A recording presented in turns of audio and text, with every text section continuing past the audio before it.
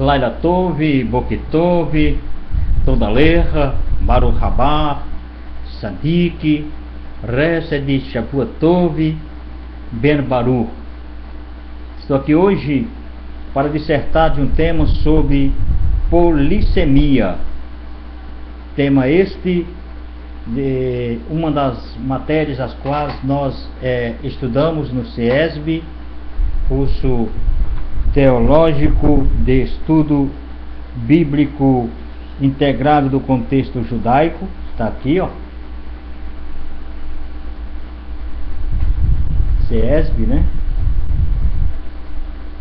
Ó, dentre muitas outras apostilas, o tempo é curto, a gente vai mostrando o que for possível, e nós iremos dissertar sobre esse estudo aqui, ó.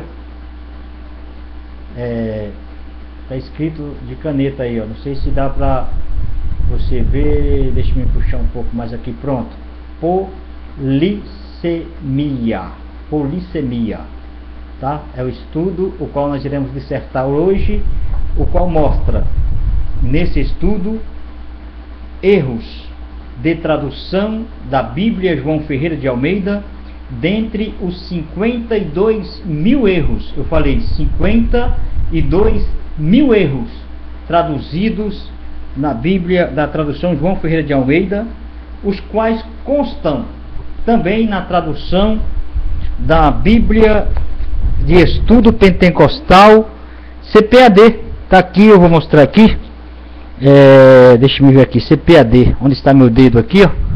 Essa Bíblia aqui é CPAD. Deixa eu ver, colocar bem, fechar bem na tela aqui. Pronto. Aí dá pra ver, ó, CPAD.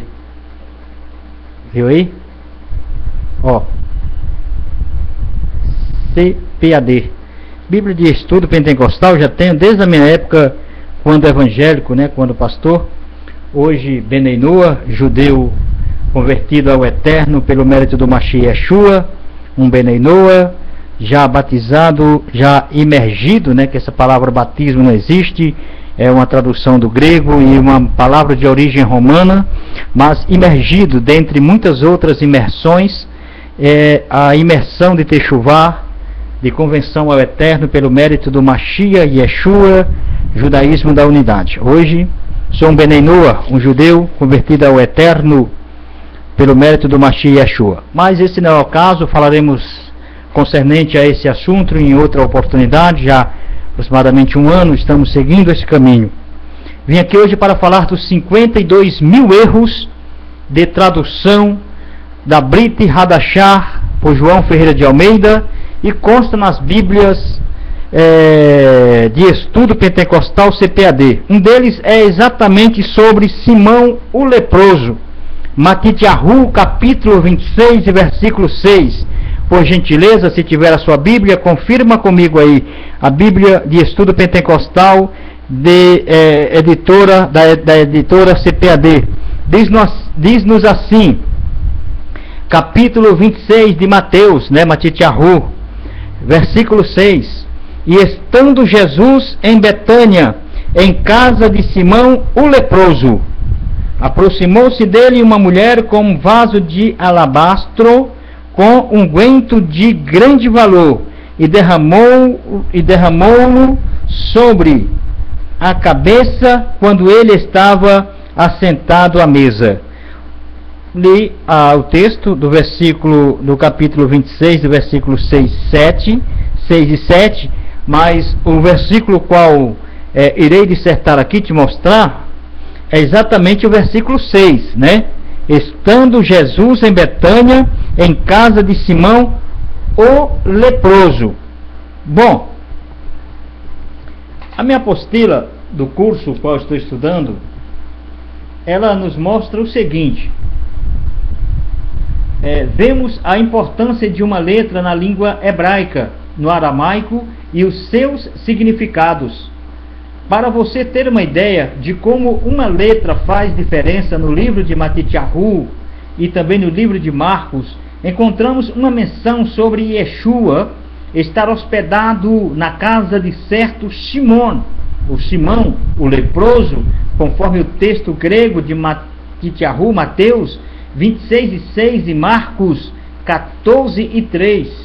E sabemos que pela lei estabelecida pelo Eterno, um leproso não poderia ter contato com outra pessoa.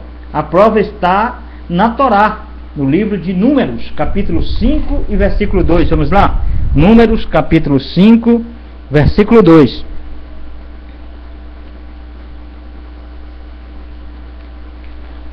Achei, está aqui. Nos diz assim, ó. Números, capítulo 5, versículo 2.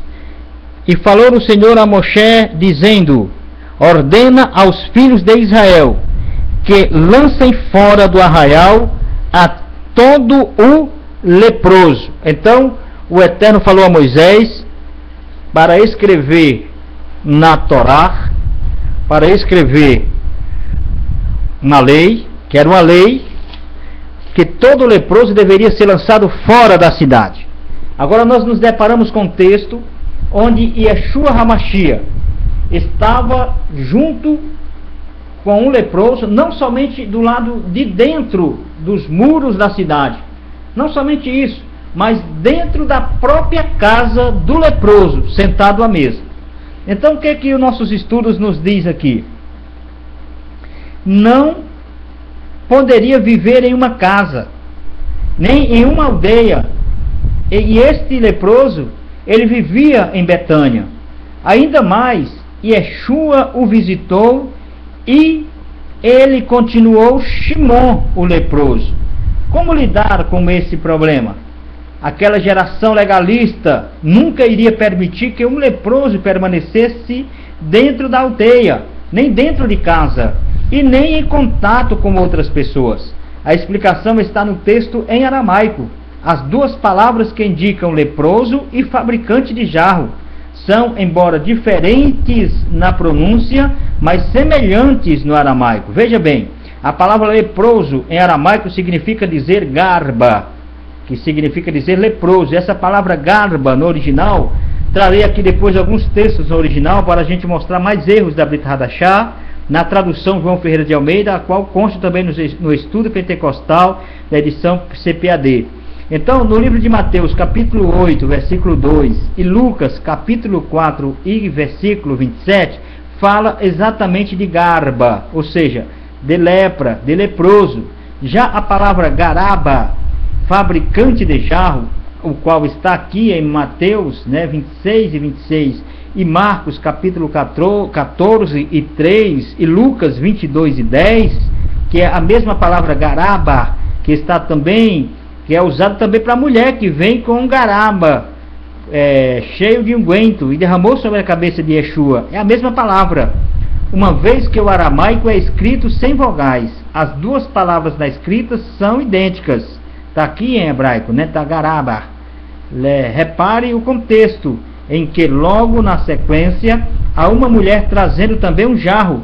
Considerando o contexto, conclusão é óbvia: Simão era fabricante de jarro e não leproso. Então veja bem que um erro fundamental. Yeshua não estava hospedado na casa de um leproso. Yeshua estava hospedado na casa de um homem fabricante de jarros. Que maravilha, quando você descobre a verdade. Descobrindo nada mais, mas se nos aprofundarmos mais um pouco, veremos que na formação da palavra hebraica verdade, encontramos três consoantes hebraicas. O hebraico só possui consoantes que formam essa palavra Aleph, Me e Tav. A consoante Aleph é a primeira do alfabeto hebraico. A consoante Me está exatamente no meio das consoantes hebraicas. E a consoante Tav é a última consoante do alfabeto hebraico. Quando o Eterno de Israel juntou as três consoantes hebraicas que formam a palavra verdade, com a primeira, a do meio, e a última letra do alfabeto hebraico, ele está nos mostrando que uma verdade precisa ser verdade no começo, no meio E no fim, nós cremos em um Deus absoluto que faz as coisas completas e nos legou uma verdade absoluta com base na revelação do Sinai, que foi entregue em hebraico para os Benei Noa, Israel, filhos de Israel, escrito em duas tábuas, para que toda a humanidade pudesse se beneficiar dos mandamentos do Eterno. Bendito seja Ele.